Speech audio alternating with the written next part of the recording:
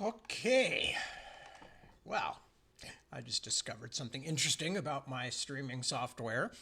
Hello, good evening, or good afternoon, or good morning, or good God, whatever you want. Don't matter.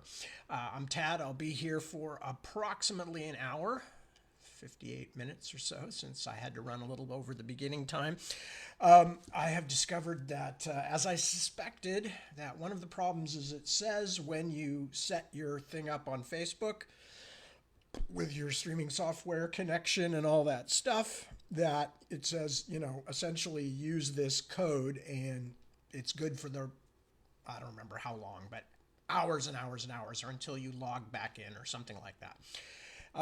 So I set everything up about 45 minutes ago, and when I came back to start it up, it basically just wouldn't do it. It didn't recognize me or whatever. So I had to go back and do it all over again, which is what took me a minute or two at the top of the show, at the top of the reading, I guess, for lack of a better term. So basically, they lied. Somebody lied, either my streaming software or Facebook or somebody. And that's why I've been having problems off and on last couple of weeks. It just doesn't hold. If you do it ahead of time, it does not hold, which is anyway not particularly interesting, except if you happen to be using Streamlabs and Facebook together. That might be a useful tip for you, that don't set it up ahead of time, because then it doesn't remember you when you're actually trying to use it, despite what it says in the instructions. Anyway, boring, not going to spend a lot of time on it. I'm actually done with that now. But so here we are, and I am going to continue to read because we are at a most crucial part of the story for Mr. Dollar, our angel, and our protagonist, as it were, our noir narrator. Before that, anything to talk about? As I keep saying over the last couple of months, actually, this is like being in retail, because when I used to do retail sales, when I was first out of high school and trying to just make some money, I worked several retail jobs, sold a lot of shoes, a lot of other things. And January to March was always just this blank period where you didn't expect to get many sales. Christmas rush was over, spring hadn't come, and as a result, things were just very slow. And most of the businesses that I worked in used that time to do a lot of inventory and other kinds of stuff, reduce the amount of people working, et cetera, et cetera. And for me personally, this last few months has been like this because I've been working almost entirely in my head. And there's just not a lot to relate. Don't go out much, except normally to pick up the dog from dog daycare twice a week, and which, by the way, is an absolute lifesaver. I have to say, we are so glad that we found some people who have little dog parties twice a week, because that gives Lemon a chance to go out and hang out with other dogs, because Johnny is a total non-starter as far as being a buddy. I mean, they're at the point now where they're at least used to each other, and they'll sort of sniff noses and sniff butts and stuff when one of them goes out and comes back in or whatever. And Johnny always comes out to greet her when she comes back from daycare. It's so funny even calling it daycare. But then again, one of my dogs is on antidepressants, so it's you might as well just have the kids back. But anyway, so going back to the retail analogy, there's a great deal of things not going on at this point in time, until I get back the copy edited proofs of The Splintered Sun, at which point I will be deep into that again for a week or something. So I'm mostly just thinking about books, and Deb and I are hanging out. Deb is working on her fabric art, and I'm working on my book art, I guess. Thinking about the next book. Don't have a name for it yet. So as I said, I will explain more about it when I have gotten substantially into it and I am comfortable talking about it. But so there's just not a lot to relate at the moment. I mean, honestly, just cat sitting, dog sitting, working, mostly thinking, and just trying to be a decent citizen and human being, which is a full-time job in and of itself. And that's basically it. That's kind of the story at the moment. So I don't have much to say. I don't leave the house, or I very seldom. As I said, I go out and pick the dog up from dog daycare, and Deb drives her out in the mornings. I pick her up in the afternoons. Other than that, not really a whole lot of adventures to tell you about. But if that changes, you will be among the first to know. So that's where we are. Before I go, and meanwhile, I'm just reading stuff. That too, I'm reading all kinds of things as usual. I'm actually rereading a few things. I just went back and reread the first two of Ursula Le Guin's Earthsea books, just because I wanted to, and because I've always liked Ursula Le Guin and her writing and her principles and all of that stuff. So just finished reading A Wizard of Earthsea and Tombs of Atuan, and we'll probably continue on now that I've started again. And although I read them all 5 books, I can't even remember anymore. Back in the day, it's been a long time since I read most of them. So it was very interesting to go back to them and see what I had remembered. And also specifically to kind of get a sounding on Le Guin's prose and prose style, which always interests me, because on the one hand, she oftentimes strikes the reader as being very, not terse, but not overly flowery in her language. But at the same time, her depictions and her ability to describe things in such a way as to make them vivid is very strong. So it's a really interesting combination. I mean, that they're contemporary writers. I would compare that to somebody like Cormac McCarthy or something like that, where in his case it's almost deliberately stripped out. He's stripped out everything. He's stripped out the punctuation. He's stripped out the quote marks and all that kind of stuff. Not so much that for Ursula Le Guin, but still that idea that you can be spare and yet be descriptive. So it's been interesting going back to that. I often wonder, am I still influenceable?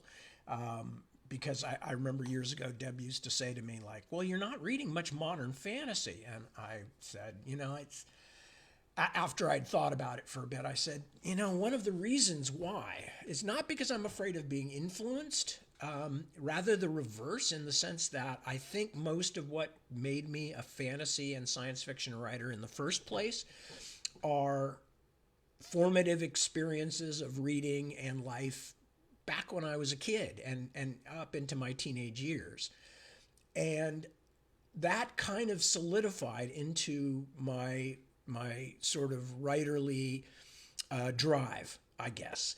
And although I have changed over the years and have modified some of the things that I write and some of my stylistic choices and things like that, the focus, the as I said, the drive to create is actually something that was largely locked into place, almost solidified, I would say, by the time I was 14 or 15 years old, and kind of, at my peak of reading science fiction and fantasy, and was just discovering other kinds of fiction. And yes, those have influenced me too.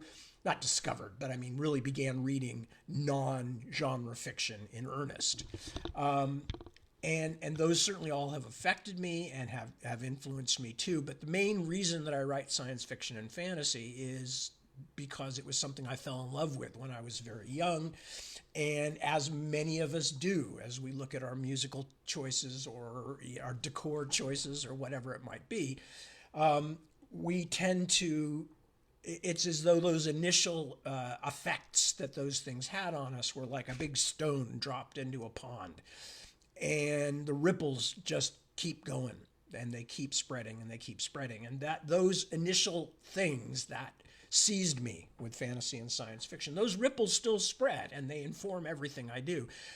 But I don't think there's anything that's happened in my last 40, 50 years of life that have particularly changed anything in me as a writer, except just slowly making adjustments to things where I go, I could do that better, or I'm not so content with that now, or too many commas, whatever the case may be.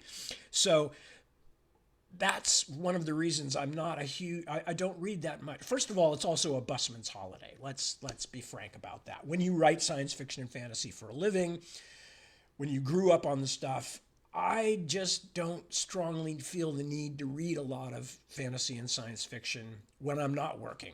In fact, I'm trying to give my brain a rest from those kinds of thoughts and those kind of formulations and that kind of planning and all that stuff.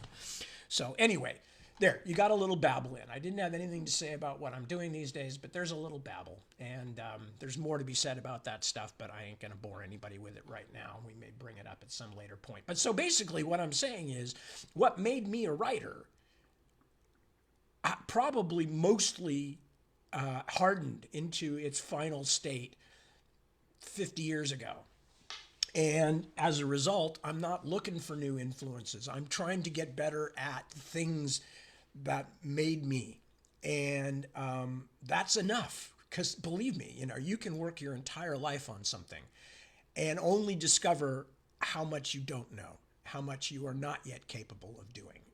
And that was one of the reasons I started to branch out into reading other kinds of things when I was young, is I wanted to see what other writers were doing. I didn't want to settle for just reading the same kind of, just eating the same kind of ice cream every time. I wanted to try different things. What about savory things? What about things that crunch?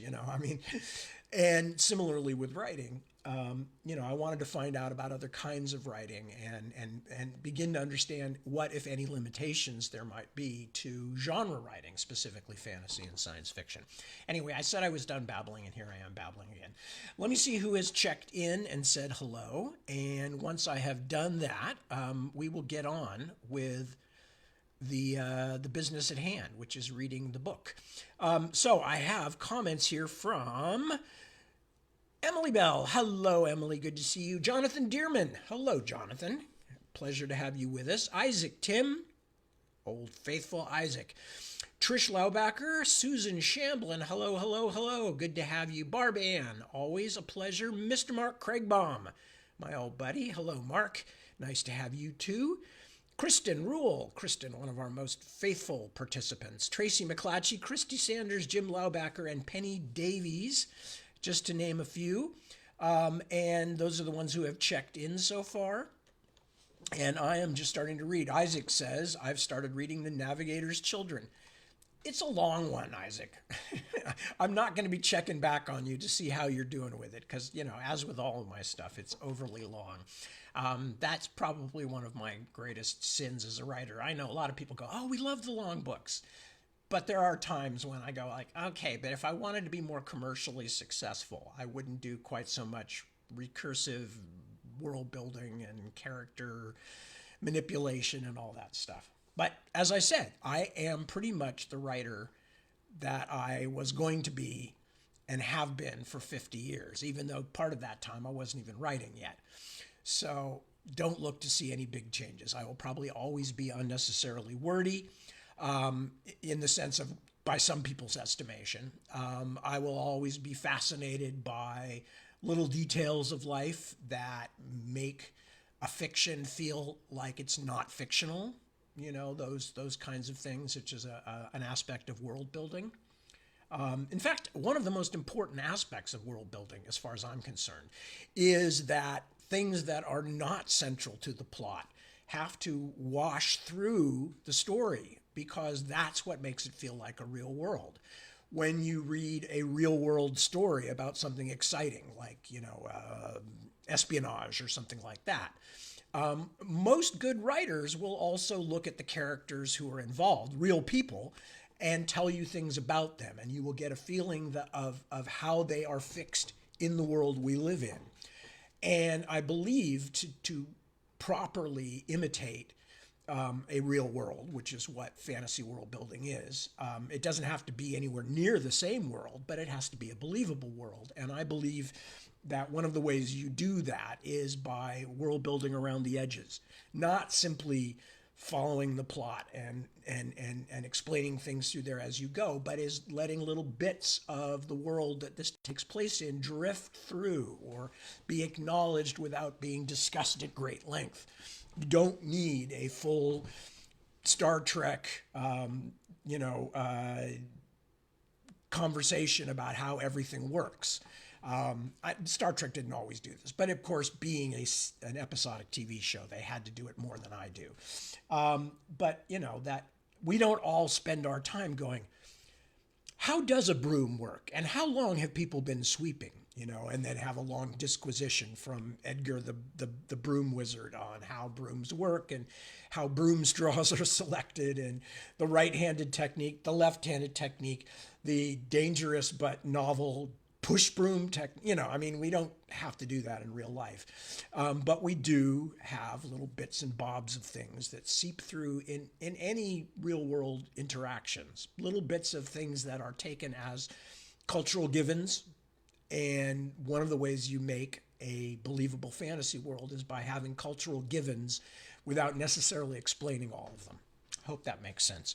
Anyway, I actually want to get to the book, and I've been babbling way more than I thought I would, because Bobby is in the middle of an interrogation, as I'm sure all of you figured it out so far. So I'm going to continue with this. Bobby is sort of floating in the cloud. The only contact he has is with somebody called Pathiel Sa. And Pathiel Sa is the quote-unquote angel of conciliation. And Bobby is hopeless and miserable, and he has been for some unnameable amount of time kind of in this floating white nothingness. And then Pathiel Sa has come and is sort of talking to him about what the state of things are and the things he's done wrong, and et cetera, et cetera. So that's where we are. So Bobby is basically floating in white nothingness. He has been arrested by heaven. I forgot to mention that if you haven't heard the previous part yet. He has been arrested by heaven, apparently betrayed by Temuel, his boss, because that's who was there and handed him over to the authorities. Anyway, so continuing with Sleeping Late on Judgment Day. A deep sense of failure gripped me. Pathiel Sa was right, of course. Every step of the line, there had been a proper path. I could see it now so easily, and yet so many times I had chosen the wrong direction. How could the Highest forgive so many mistakes? I thought that I had chosen love with Kaz, but how could it have been love when it was against the Highest's own word? Even if she had loved me too, she was a tool of the adversary. I had put all heaven in danger because I thought I knew more than the Highest and his most trusted angels.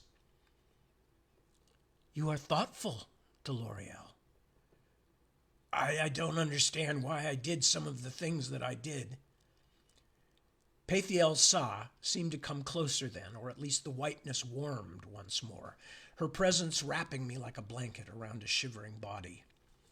Of course not, Deloriel, because you did not mean to do what was wrong, and it was not clear to you at the time.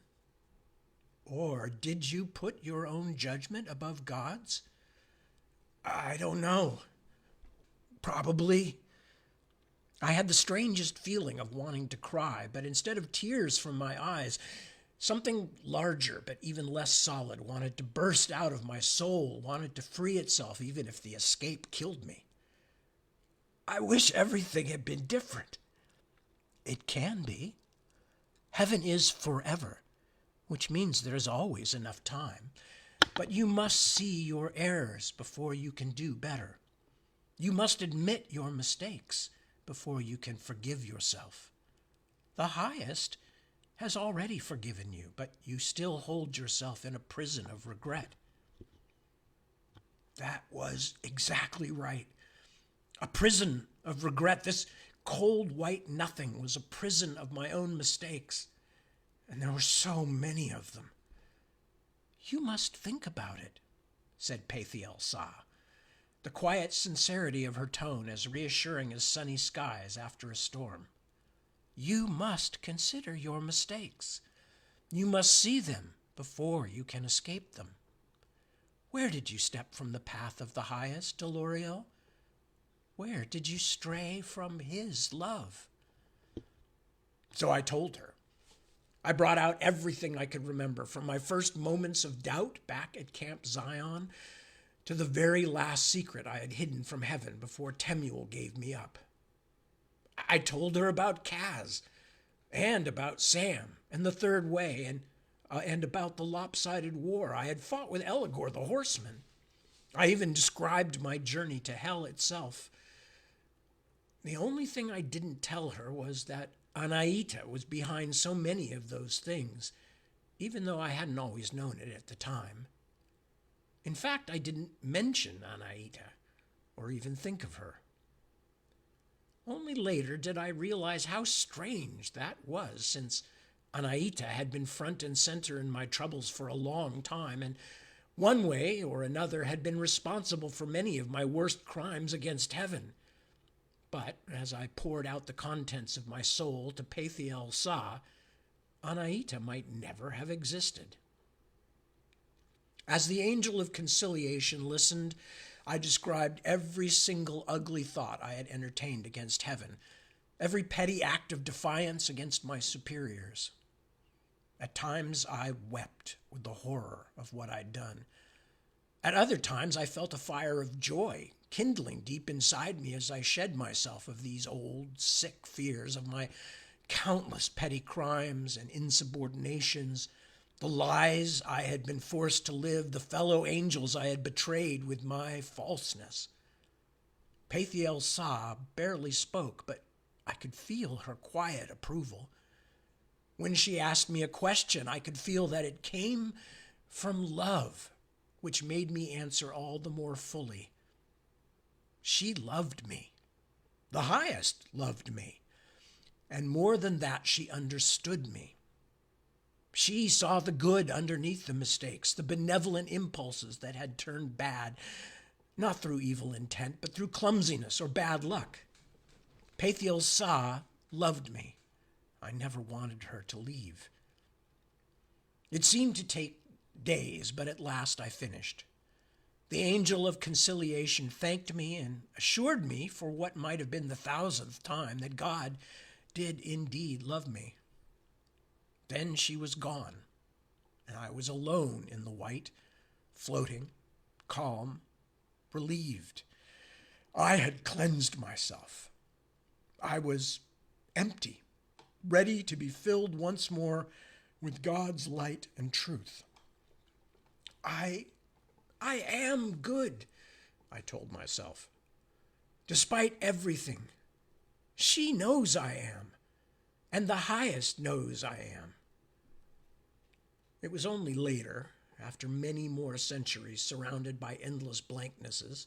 It was only later, after many more centuries surrounded by endless blankness, that I realized I had met heaven's torturer after all, and that I'd surrendered to her every last detail of my own certain damnation. Chapter 35. Gag Order. The next time I surfaced, I felt more like my regular self, which means that I was angry, because it was clear that I'd been dunked in angelic glamour, then skinned and scraped clean by the angel of conciliation. I'd given up my every secret, so whatever happened between now and my sentencing would be nothing but a formality. I'd thought I could stand up to the big boys and girls, but I'd been embarrassingly, painfully wrong. Any way you look at it, I was in a bad mood. "Do you know where you are, Advocate Delorio?" a voice asked me. This one was male, but although familiar, I didn't immediately recognize it. I might still have been a little groggy from too much white. "It depends on where here is," I said. "If this is Carmel, I'm probably here for 17-mile drive and the expensive souvenirs, because I've never been much of a golfer." I had the satisfaction of a clear moment's silence before he answered. "You're in heaven, Delorio." "Okay, then I'm guessing it's because of that kill everyone thing I put in the suggestion box." Whoever he was, I was confusing him. Are you disoriented? No, I'm making jokes. You haven't left me much else to do, seeing as I have no body, no way of leaving, and no option to discontinue this interview. Unless I do I? I am Chamuel Deloriel, Principality of the Third Sphere, and one of your ephors. Do you remember now? You are here because you are to be judged. Are you aware of the sins that have been ascribed to your record? Well, pain in the ass is probably one of them, as you've noticed. It wasn't Chamuel I was mad at, particularly not compared to Anaita or even the deceitful creature Pathiel Sa, but I was furious that they had bled me dry of information so easily, that heaven's ephorate had made me jump to their tune, like rich folk teasing a lame beggar. These are serious matters, Deloriel. Chamuel's mellow voice took on a subtle but distinctly disapproving tone. You have been charged with grave sins. Yeah, and already found guilty, I silently added. I knew this was all just for show. Let me guess. Attempting to overthrow the order of the universe? Questioning that which cannot be questioned? Blowing my nose on my sleeve? If I was going to get burned at the stake, I was at least determined to go out with, if not class, I know, way too late for that, at least some spunk.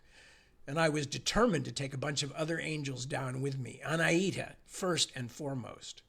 Oh, I was going to make plenty of noise, believe me. However, the next thing Chamuel said pretty much knocked all the grit out of me. You must answer these accusations. He sounded like newscaster delivers sad news, which is even half a notch grimmer than newscaster contemplates disturbing trend.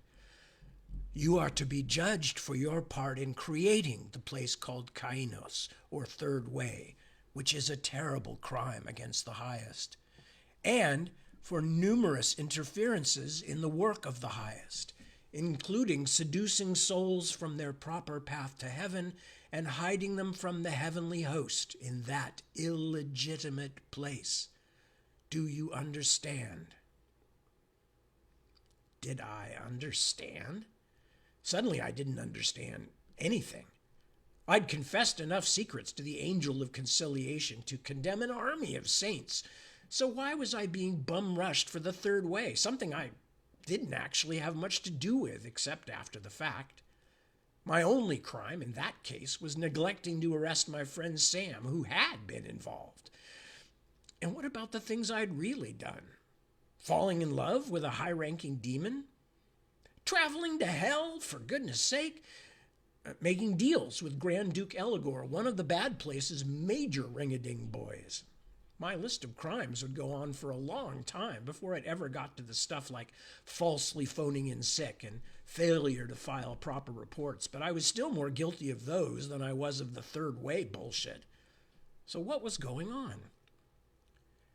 What rights do I have in this judgment? I asked. I couldn't see Chamuel, or anything for that matter, except white and more white. I was getting a little bored with the view. Rights? His voice was calm still, and kind, but I thought I noticed a little edge in it. That is not a word that applies here, Deloriel. You are a piece of the highest. Does a drop of water ask what rights it has against the greater ocean? Does the cell of a mortal body ask what rights it has to dispute the needs of the entire organism? I wasn't going to be sidetracked. Call it whatever you want. What kind of trial am I going to get? You will be judged by those of us in the ephorate already assembled to examine this affair. Great. So now Anaita and the rest of the Fab Five were finally going to turn thumbs up or thumbs down on me for good. I was pretty sure which way the thumbs were going to point, if only because Anaita was going to be working behind the scenes like a busy little bee to make sure I got stung. But she must know I wasn't planning to go quietly. What What if one of the E4s is actually, I began to say, but didn't finish. It was strange because I wanted to finish, but the words went crooked and slipped away from me. What if one of the E4s is what? Samuel's patience seemed a tiny bit strained, but I was desperately trying to find a way to talk about the real subject at hand. How I was being set up for something I hadn't done. What if I began, but again, it didn't come out right. In fact, it didn't come out at all. I decided to take another approach. What if the angel being accused is actually being I really wanted to say framed, but that didn't seem to be the right word either. Don't get me wrong, it was the right word. I just couldn't say it. Something was extremely wrong. Fear grabbed me then, very big, very cold, and very, very strong. I tried just to blurt out, Anaita is the one who made the third way, but as soon as I thought it, the words, or the part of my thoughts where the words were forming, just fell apart. If I'd had a heart, if I'd had a heartbeat, it would have been rattling like a two-stroke engine with the throttle cranked. Something was wrong with me. I couldn't even mention Anaita's name. Deloriel? The E4 asked. What if... I struggled to find a workaround. What if I wanted to say something about my guilt? Something that would surprise the E4s? What might that be? That I wanted to say being manipulated and sidestep Anaita's name entirely, but it still came out as I'm not sure. I don't understand you, Angel Deloriel. I don't understand me either. It was hard to keep the bitterness out of my voice. I was fairly certain I sounded crazy, or worse. I can't. I took a breath, tried to go blank. Anaita is there. I'd finally managed to say the bitch's name. I did my best to stay calm, to not think too carefully about words. Anaita is... Yes? Anaita is one of the E4s. Yes, that is correct. You have met them all before. If I had been wearing flesh, I would have been sweating like a pig and gasping for air. It had been that hard even to use Anaita's name. Trying to say anything meaningful about her was impossible. It was like pushing the wrong ends of two strong magnets together. Something invisible just wouldn't let it happen. Is there anything else you wish to tell me, Deloriel? Yes, I wanted to shout. This whole thing is a joke, and I'm being set up by a monster who makes the whore of Babylon seem like Marge Simpson. But even thinking of Anaita choked off my words. Now I knew what she had done to me in the library. She hadn't bothered to destroy me because she had a much better use for me. I was going to take the rap for her entire crime spree. I could feel curses boiling inside me until it seemed they would blow me apart, but not a murmur came out because Anaita's face was at the center of it all. So I gave up, at least for the moment. Do I get a mouthpiece? I'm sorry, I don't understand. A lawyer? An advocate? The same job I do for humans? Do I get someone to argue for me? The coolness in the voice told me before I heard the words. This is not an adversary system, Deloriel, such as we have with the opposition. The object is not victory. The object is truth. I could hear that damned capital T like it was printed 10 feet high on the emptiness in front of me. If Samuel had possessed the face at that moment, I would most likely have punched it, because truth was clearly the one thing that was not going to play any part at all in this farce. And So the 5 of you are going to decide whether I live or die? Nobody dies, Angel Deloriel. Chamuel's tone told me he had finished with me for the present and was glad of it. That is the good word we of heaven know, and the good word we speak. No soul is ever truly lost. It is only a question of where and how you will spend eternity.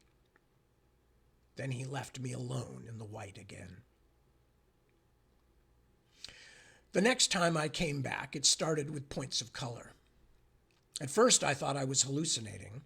I'd been doing a lot of that, although in that odd situation, the difference between hallucinations and regular old dreaming would be hard to define.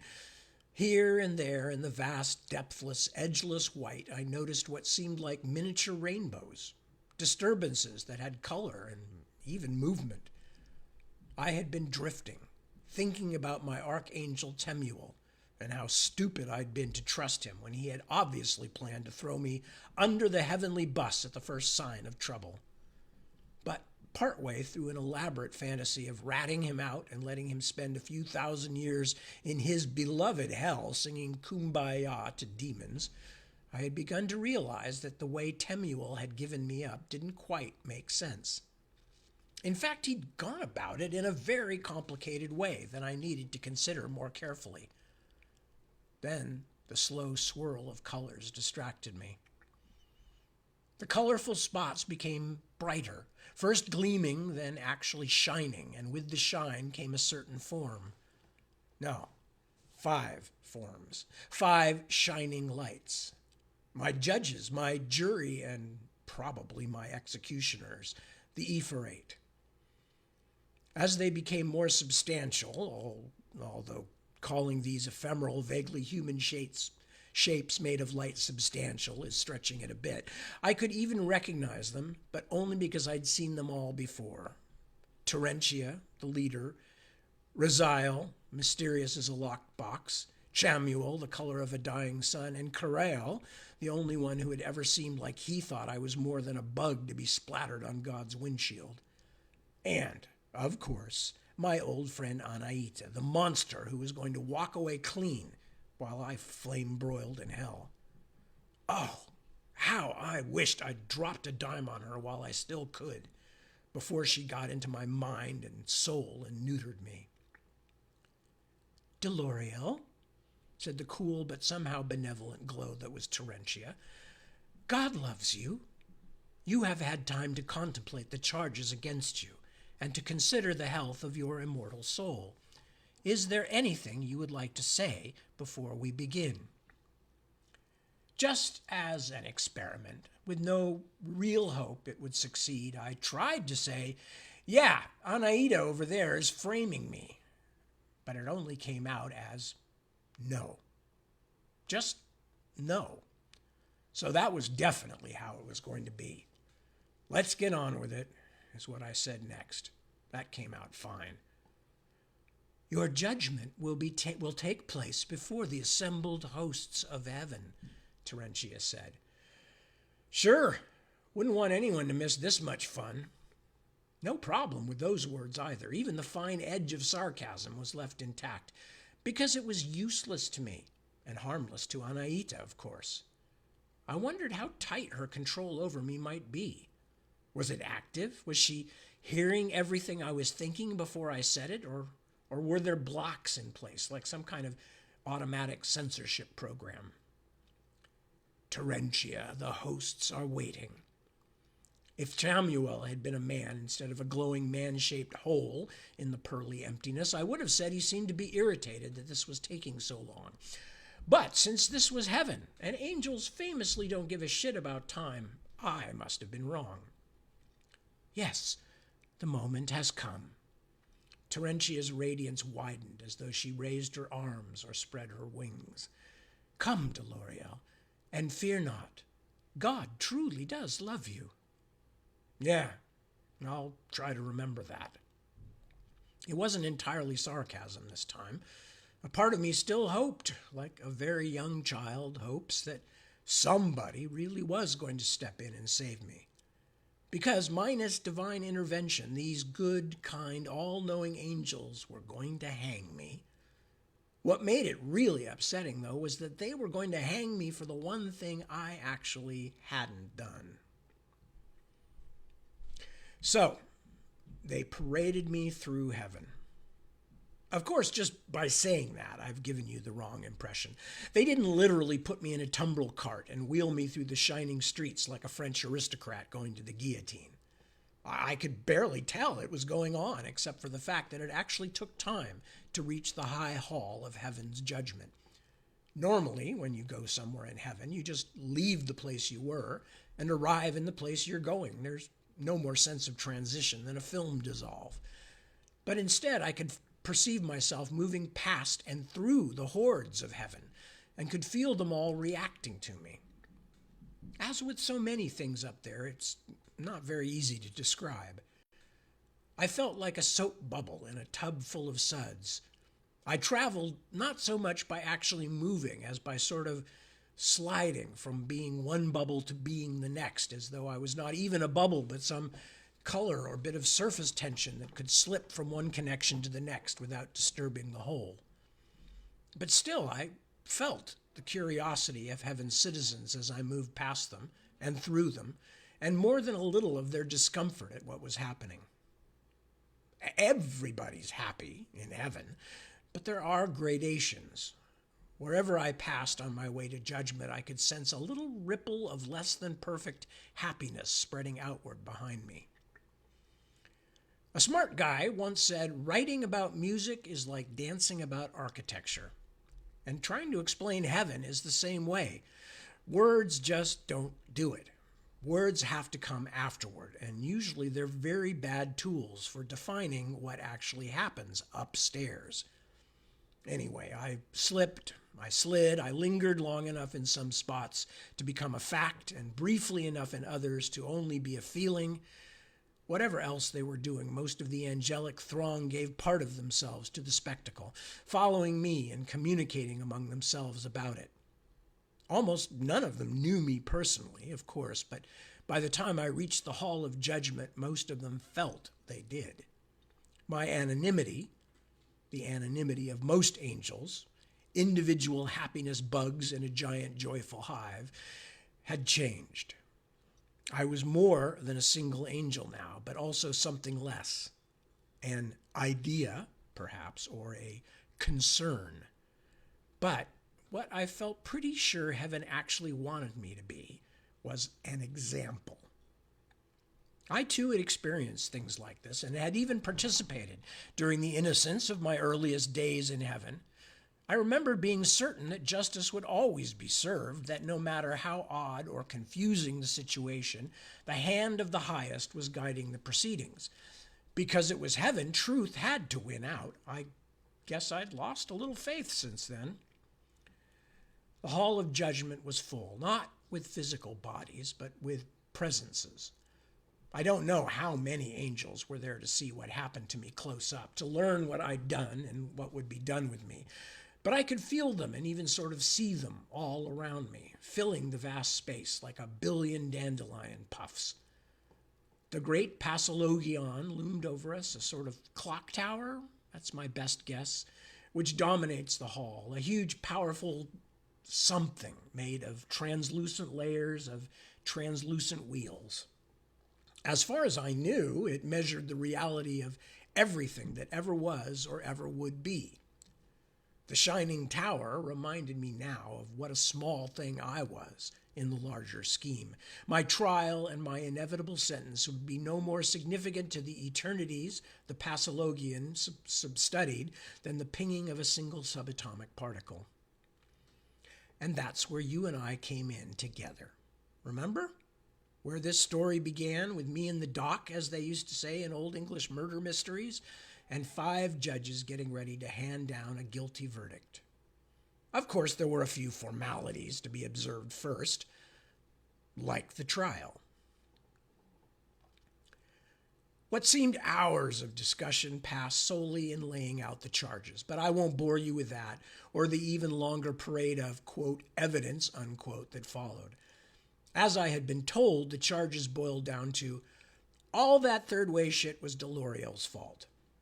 But the fine points of heavenly justice had to be observed, and each block in the false edifice of my guilt had to be carefully crafted and put into place.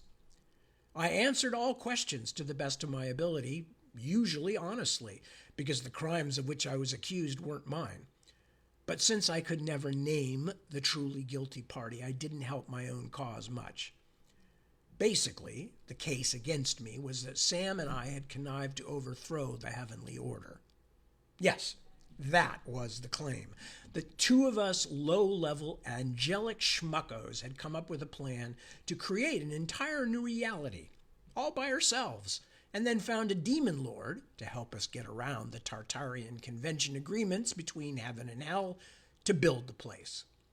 And with no Sam and no mysterious Kephas angel present in the courtroom to say otherwise, nobody bothered to disagree with this preposterous nonsense. So, that was me, apparently. Bobby Dollar, king of the rebel angels, the greatest traitor since Lucifer demanded his own key to the executive washroom. And this time I'd be the one to get the brimstone parachute.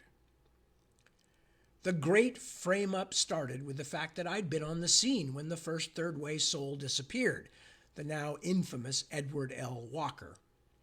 Of course, it had been as big a surprise to me at the time as anyone else, but as they piled on other guilty-looking things I'd done, such as letting Sam escape me at Shoreline Park, it wasn't hard to see that my participation would seem pretty obvious to anyone who didn't know the whole truth.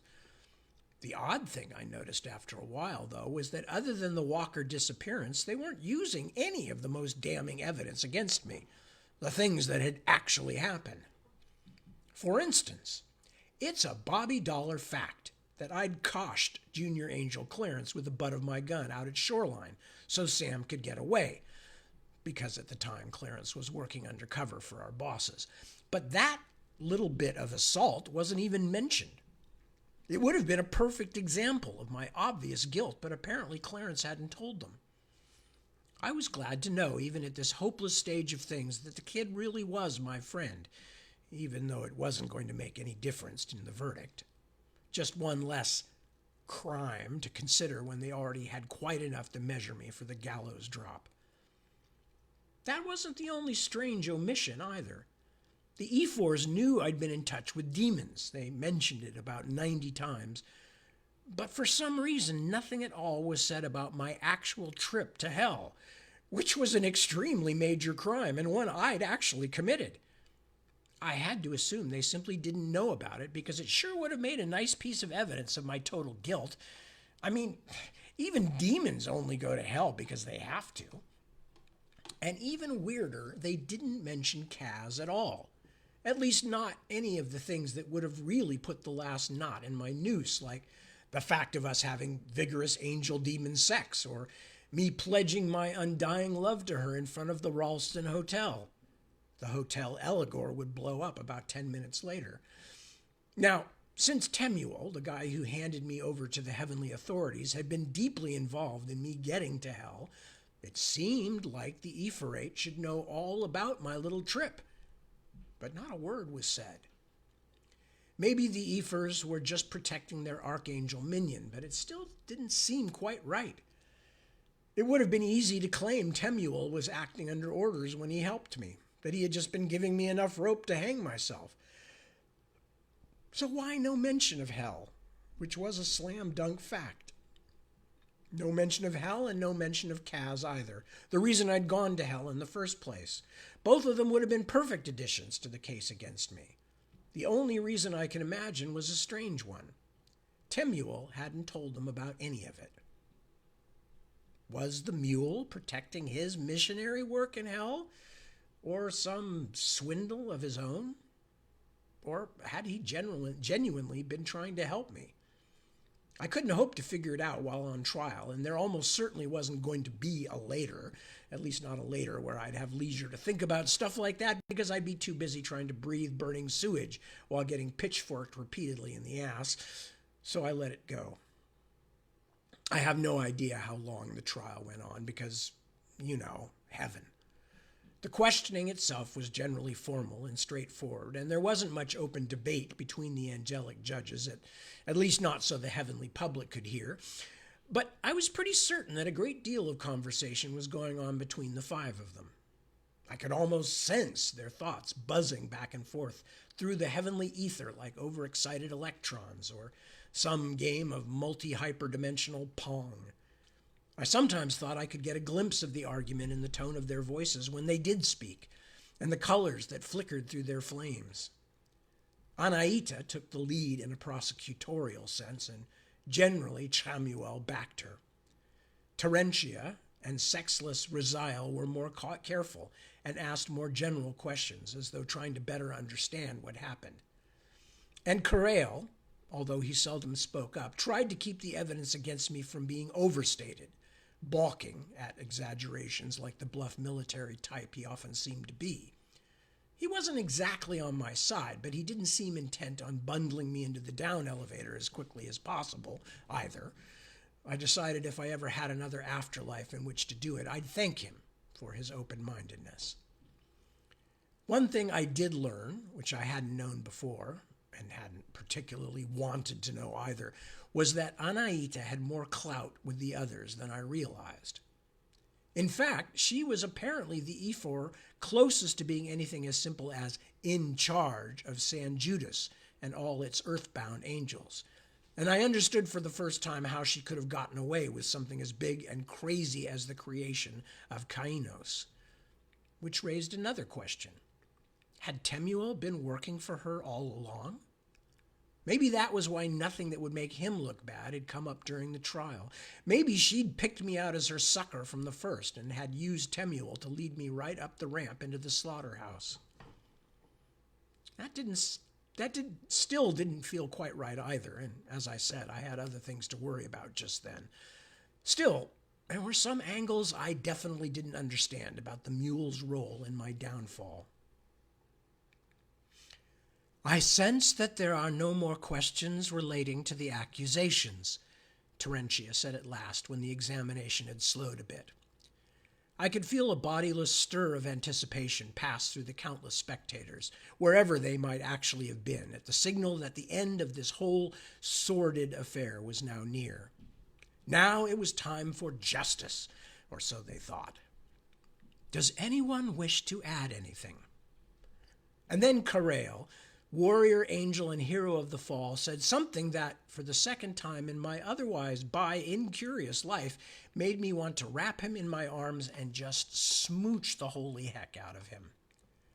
Actually, he said, I'd like to hear whether the accused has anything else to say in his own defense. Why? Asked Anaita in her sweetest little doll baby voice, but I thought I could feel the fury she was hiding. Has this Deloriel not been given ample chance to respond already? Instead, he has mocked the proceedings at every chance, avoided direct answers, and trifled with this Ephorot's generosity by making unnecessarily snide remarks. I'm afraid I agree with Anaita, our blessed sister, intoned Chamuel. The only value to heaven this angel retains is that of a bad example, and we will not receive any value for that until he has been sentenced. Raziel? Terentia asked. What say you, comrade? The mystery that was the fifth Ephor didn't come any closer to revealing itself, but did add, after a long, deliberate silence that would have made me sweat bullets if I'd been wearing a physical body, I would be willing to listen to what the prisoner has to say. I almost cried out with relief, although my doom had probably been postponed only by a few seconds. Now it was down to Terentia to cast the deciding vote. Her glow dimmed just the smallest bit, and I felt a sense of growing fear that she would deny me this one tiny chance. Because I had an idea. Yes, it was a bad one. Many of mine are, especially when I'm nervous because someone's about to destroy me, but it was the only idea I had and the only chance I would get. I see no harm in it, she said at last. Deloriel, you may speak." I knew that if I said anything that implicated Anaita, the safeguards she'd put in place would stop me before I got it out. I had to be careful. I'd only have one try. "Thank you, masters and mistresses," I said. "Instead of making a statement, I have something to ask, a request. I ask you to consider it carefully." Anaita's manipulation wasn't just passive. I could feel her hovering over my thoughts like a fearful miser, ready to snatch back anything useful before I could speak it. My only hope was that I'd surprise her by taking a different direction. So I took a deep metaphorical breath before plunging in. "We are waiting, Deloriel." Terentia sounded like her patience was fading. "Very well. I respectfully request that you delay your judgment in this matter until all the facts are known." "What can this mean?" demanded Samuel, like a grumpy old man kept up past bedtime. "Facts? We have uncovered all the facts." "If you will delay judgment and free me temporarily," I began. Suddenly, I could feel Anaita clamping down on me with the talons of her thought, trying to crush what I was about to say before I could manage it. For a moment, I thought she'd stop not just my words, but my entire existence. I was smothering, though I had neither mouth nor lungs, but I'd learned a little during our struggle back at the museum. I fought back against her assault, struggling to keep a small part of myself free. If I'd been about to name Anaita herself, I wouldn't have managed, but my intent seemed to surprise her long enough for me to get it out. "If you free me, I'll bring you the advocate, Samariel, the one who brought me to the third way, and he knows all the answers I can't give you. You've never been able to catch him. Free me for just a little while, and I'll hand him over to you." "And how will you manage that?" asked Terentia, clearly surprised. "If we can't find him with all the power of this Epherate, if we can't reach him in this heretical place called Kainos, how will you?" "Because I know how to get there, and because he trusts me." I admit that I've had prouder moments. And that is the end of the chapter. So next week, actually maybe not next week. I'm not certain because a brief aside here, stepping aside from the manuscript or the book for just a moment. I'm not sure what's going to happen next week because technically it's my birthday. And depending on what we decide to do, if we're going to have a family get together or something, I may not have the wherewithal to do a reading. So I will certainly read the week after that. As to next week, I would say watch this space. I will announce on Facebook what's going to happen. Because for various reasons, like the fact that I might want to have a drink, I might not want to do the reading. So we shall see. Also because it kind of screws me up, especially right when daylight savings is just hit. Because I don't get to sleep till like 5 something in the morning on Sunday mornings after doing the late night broadcast. Anyway, but that's enough. So check on that stuff. I will let you know. I haven't decided yet. Don't ask me how old I am because it's terrifying. It is just terrifying. You don't want to know. I don't want to know. Nobody wants to know. So, but, we mark the day anyway. So with that said, I am going to depart for the evening and at least until next week and possibly for 2 weeks. But as I said, I'll let you know about that. I want to thank you as always for joining me. It's a huge pleasure to spend time with you. I hope you enjoy it and somewhere near as much as I do. With that said, do take good care of yourselves. Take good care of your loved ones, your family. Keep an eye out for those among you or around you or in your presence that might need just a kind word, helping hand, couple of bucks, whatever it might be. It's a tough world out there. We are social creatures. We need help from each other to get by. And more than ever, that is the case right now. So, all that said, again, many thanks. I will see you very soon, one way or the other. Thanks for joining me. Peace and be well.